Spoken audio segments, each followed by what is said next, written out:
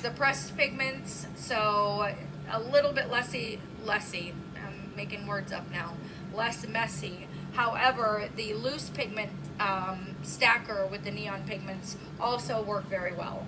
They're gonna work the same, yes. We got another question in the back.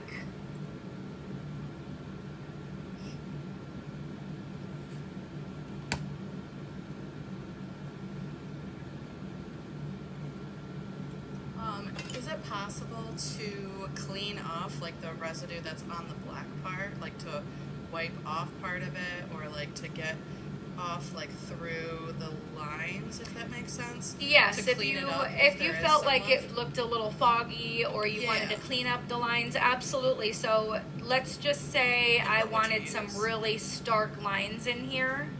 What I would do is take my gel polish, and this I would do this before I top coated. So let's pretend I haven't top coated yet. But what I would do is take my gel polish. You could also do this with like liner gel. And I would just go right in between. And again, you could do this over the whole nail and get all the lines, or if you just wanted areas of it darker. Just for a little bit more contrast. But there's no way to like wipe that off before you cure it instead of like painting over it? No, because unless you use like a liner brush with acetone and really just kind of sat there, I think it would be a little counterproductive because it would take a lot. Yeah. Okay. Super time consuming. You're welcome.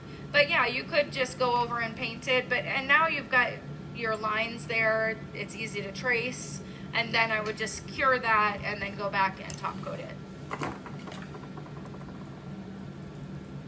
Any other questions? All right, moving on. So another fun thing to do with your gel melt is to do kind of an isolated design. So let's just say we wanted like a heart in the center of the nail, and we just wanted that heart to have that kind of cool either marble look or dotted look that we just did. So if we have, I've already swatched this one with the Carly, and what I'm going to do is I'm going to paint, let's say, we're going to paint a heart on there.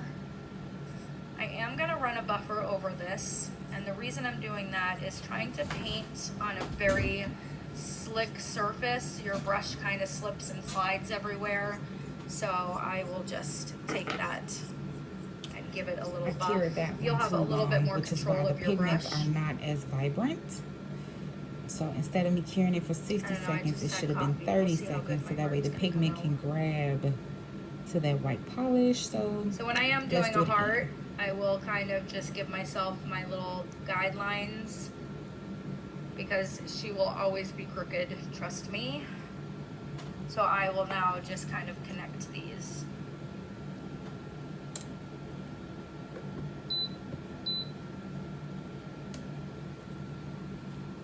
So that was the first one. Still looks good, but it's more of a pastel color. So let's wait and see what that is. And the brush that I'm using right now is a number 12. Usually a 9 or a 12 is my go-to for stuff like this. And if my outline isn't perfect, it doesn't matter. We're coloring it in, so I can always perfect it afterwards. But I do feel like having those dots there kind of help me, you know, at least it's somewhat good. So now I'm just going to go in, and again, I'm using that same gel polish.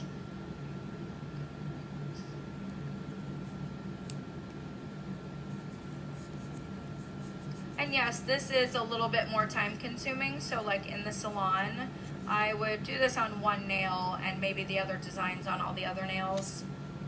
Alright, so just to be able to keep within my 1 hour time frame.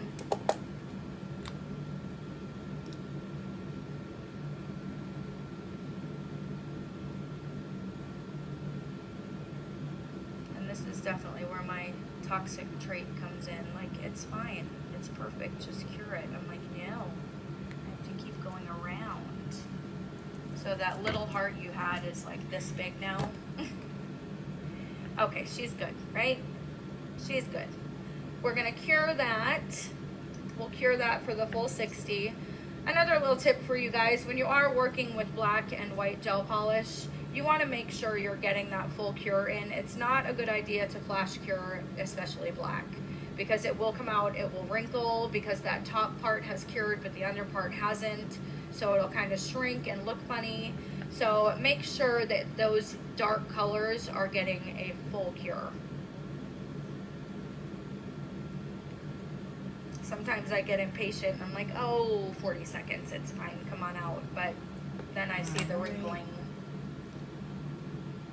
And there's not really any way to get rid of that other than filing it off and starting over. So you hate to take that much more time. 10 seconds. So while that's curing, we're going to take our gel melt, and I am putting just a dollop of this on the palette. And we're going to go right back in, and we are going to put gel melt just over the heart. So you could do this with like a smile line. You could do this just like a couple lines down the nail. Definitely possibilities are endless, especially if you're a quick hand painter. It's a nice way to just enhance a little bit more.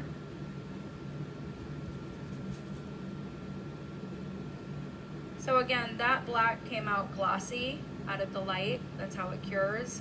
So you're really gonna have to just use your line of light and make sure that you have kind of painted over the entire surface of the heart. And kind of stay in your lines there. If you feel like you have a little too much product, sometimes I'll go in and just give it a little scoop. I feel like I put a little too much on that last little swipe. And then you can go in with your color. And again, use any color you want.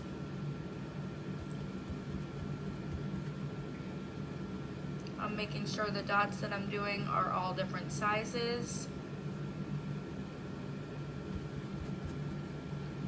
And now this will spread, but it will only stay in the confines of the heart. So it's kind of a cool look once it's all spread out. It almost looks like a piece of jewelry. So we'll let this spread for a little bit, but from here you could outline it with some gold paint, some glitter, and really kind of jazz it up. And again, once you're happy with this, we'll go ahead and cure. And you'll also notice all gel paints react a little bit differently, right? So I'm noticing I'm getting these rings, which I'm not mad at all. It just gives it looks really interesting. But the way that this is spreading is a little bit different than maybe if we put the black on top of the white, which we'll try next. But I kind of like the dimension that this has given me. So I always say try it before you commit to it. You know what you're doing on that client, because if you're in the salon and you're booked solid, you don't have time to try new things. You want a sure thing every single time. You don't want to be like, oh, well, let's try this design. I've never tried this before. Now's a good time. It's not. Trust me, it's not a good time. Definitely not. All right, so now that that's curing, we are going to go in with... Tammy, did you want to bring me one of those nudes?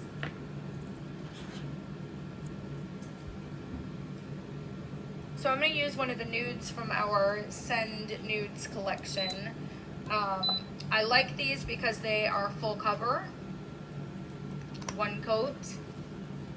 So again, when you're doing these gel polish designs that I know I'm doing stuff on top, I want it to be as thin as possible. So if I can use a full coverage color without having to put two coats on, that's what I'm grabbing for. Thank you. Gel. Thanks. So So this one is Bare It All. This is a nice nude. Love me a nude nail. So you can really see it's got nice full coverage, but nice and thin. You got, I definitely am not putting a lot on. You guys can see the brush marks in it, but a few swipes over it and it will cover perfectly. So again, for those nails that we know we're layering and doing stuff on top, finding a gel polish that you only have to put one color on, that will not require or it won't have streaks or now anything. You can kind of see the difference in pigment and cure time. This one I actually cured a full 60 seconds. This one here was just 30 seconds. So, and I'm definitely guilty of, like in the salon, I'm using what's on my desk. This class is actually really, really nice. If it's right there, but I do like taking it virtual because I get to do all this stuff. You see all other people just sitting there. Like I would probably be asleep. 90% of my I'm so glad I get a chance to play with this. But it would be dope if they would just give you like a list of things for the class so you can actually be active in class. I think that would be nice. Nude and gel melt. So yeah, Because it's all right here and I don't have to get up and look at it.